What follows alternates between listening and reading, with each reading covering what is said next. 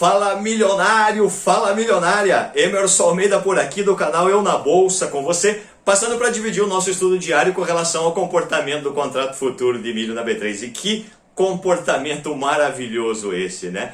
Você que chega agora aqui pelo Instagram ou pelo canal do YouTube do Eu na Bolsa com você, seja muito bem-vindo. Caso ainda não tenha feito sua inscrição no canal do YouTube, Eu na Bolsa com você, se inscreva, ative o sino das notificações que todos os dias eu subo o estudo aí com relação ao comportamento dos preços, contrato futuro de milho na B3. Nós estamos estudando o vencimento de setembro, né? Você que já me segue há algum tempo está vendo aí toda essa trajetória em relação a conhecimento que eu divido aqui e que tem beneficiado e ajudado muito as pessoas que já, só por me seguir e entender um pouco da leitura que eu trago em relação aos estudos, já eu recebi inúmeros comentários hoje no grupo do WhatsApp da galera falando: Emerson, aqui a semana foi excelente, consegui ganho, né, mesmo ainda sem muita experiência e tal, mas o milho é um mercado fascinante, é um mercado muito bom de ser operado.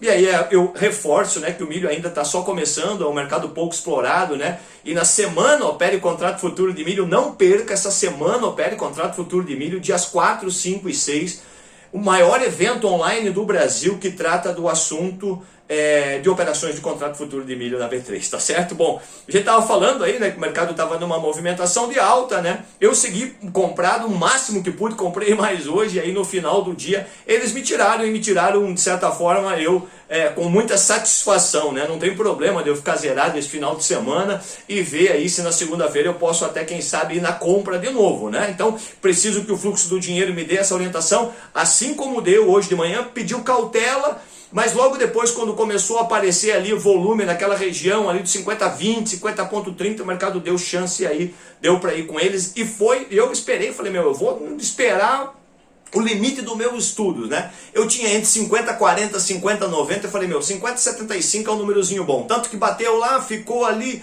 tentou voltar, passou 50,75, falei, agora é para o 51,15. Foi lá no 51,15, antes disso 50,90 que a gente tinha, né? A gente falava 50,40, 50,90 e 51,15, bateu 51,15, ali eu estava fora, e aí lá foi até 51,33, né? Hoje foi a máxima do dia, 51,33.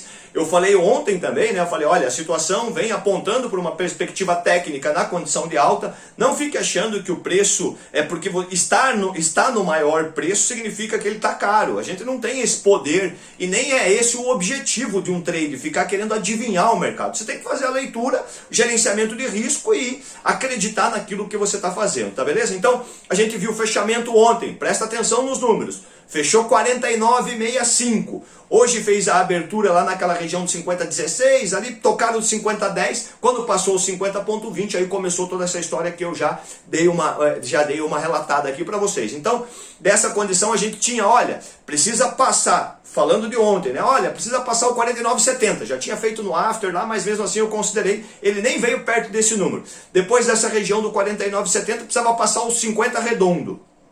O mercado rompeu os 50 redondo e foi embora, né? Já abriu aí, rompendo esse 50 redondo. Aí tinha 50,40. Entre os 50 e os 50,40 é o meio do caminho, 50,20. Né? Eu sempre faço essa interpretação aí entre média pela disputa estatística de preço, né? Eu falei, acima desse 50,20 vai andar um pouco mais. Aí tinha 50,40, rompeu os 50,40, eu falei, olha, do 50,20 no 50,75, para mim estava satisfatório. Ali comecei, zerei 50,75, ele subiu um pouquinho, foi mais um pouco, até 50,80 alguma coisa, ali ficou ali, depois rompeu os 50,90 e foi fazer os 51,15. Fechamento no 51. As pessoas estão perguntando, Emerson, mas ele fechou num preço e já abriu acima, que é chamado gap, né? Tem esse espaço onde não tem negociação, é gap.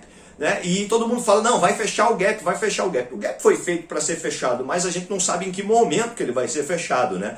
Agora, o que eu falei ontem, né, eu tô observando, por isso até mesmo que eu preferi optar fiz a opção, né, a preferência de ficar com a minha posição zerada e esperar segunda-feira para ver o direcionamento. Por quê?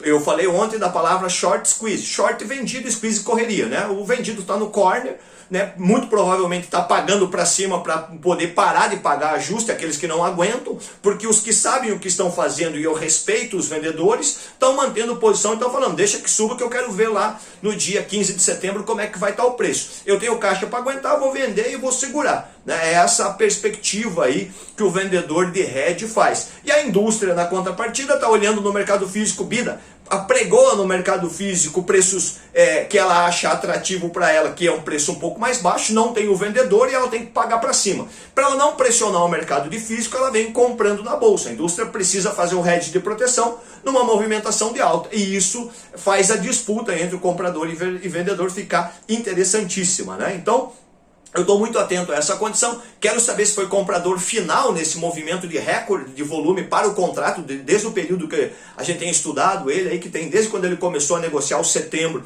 eu tenho estudado esse vencimento, não desde o início, né, porque a gente ainda tinha o vencimento anterior que era o maio, né, então ainda quando eu estava operando o maio, depois de um tempo que eu fui olhar o setembro e comecei a estudar ele, mas já tem aí uma boa estatística aí, então por isso que eu sei que é o volume máximo no pregão de hoje. Porém, o que acontece? De novo eu vou falar, para cada comprador existe um vendedor, e quem está vendido pode ter feito uma pressão de compra, estopando a posição, e aí o fluxo do dinheiro vai me trazer a resposta nessa circunstância aí. Se foi stop de vendido, abre uma expectativa, que eu vou falar isso na segunda-feira pela manhã, para quem está nos grupos da semana Opere Contrato Futuro de Milha, e claro que o meu casting gravado todos os dias para os meus alunos e para os meus mentorados, né? Então todo dia de manhã eu faço um cast resumindo aí a leitura do fluxo do dinheiro e dividindo para que eles possam aí ter um melhor entendimento, uma melhor visão, um melhor direcionamento sobre o comportamento do preço e expectativa. Porque é só uma expectativa, não é bola de cristal, não é adivinhação, não é nada, é estudo, é dedicação, é trabalho, né? E eu aí de certa forma contribuo, né, para a evolução das pessoas aí com relação ao nível de conhecimento. Então, fechamento no 51, como é que estão os números, Emerson? Eu considerei o 51 como fechamento, que foi às 16 horas e 20 minutos que fechou nesse preço. Precisa passar então na segunda-feira 51.15, 51.35, eu já tinha esse número, mas não coloquei porque estava muito perto, era um número perto do 51.15 para o 51.35, porque eu lembro que ontem eu falei, olha, presta atenção, porque do 50.40 até os 50.90 são 50 centavos, e isso é sinal de short squeeze, é sinal de corner mesmo, o cara tem que pagar 0 a 0, e vende e fica rezando, não adianta, aqui não adianta rezar, vendeu tem que cair, não adianta vender e o preço subir. Então por isso que tem essa situação aí, fica atento a essa condição. Então aí o preço foi lá naquela região dos 50,90, né, que era o que eu tinha falado, e agora ficou de que forma? Acima dos 51,35, presta atenção, aí já tem mais 30 centavos, 51,65, e aí depois a gente vai ter 51,95, mais 30 centavos para frente, e depois dos 51,95, olha só isso, 52,49, 52,50 praticamente, né? Então 51,95 para 52,50, né? Nós estamos falando aí quase 60 centavos aí de espaço para o mercado poder fazer. Como eu disse ontem, se vai eu não sei, mas os números estão aí e isto é número técnico, é estudo dos gráficos. Então por isso que, Emerson, por que você não divide os teus gráficos? Porque eu quero que você evolua no teu nível de conhecimento pegando esses preços e estudando lá nos teus gráficos aí, tá beleza? Então, para quem vai participar da semana Opere Contrato Futuro de Milho, dias 4, 5 e 6, a gente vai detalhar todo o funcionamento, toda a estratégia que eu uso, né? Quais são as 3 estratégias que eu utilizo aí, vamos fundamentar tudo e levar o nível de conhecimento, beleza? Agora, o comportamento e fica aberto a briga para o lado do vendedor, e aonde que ficaríamos os números para baixo?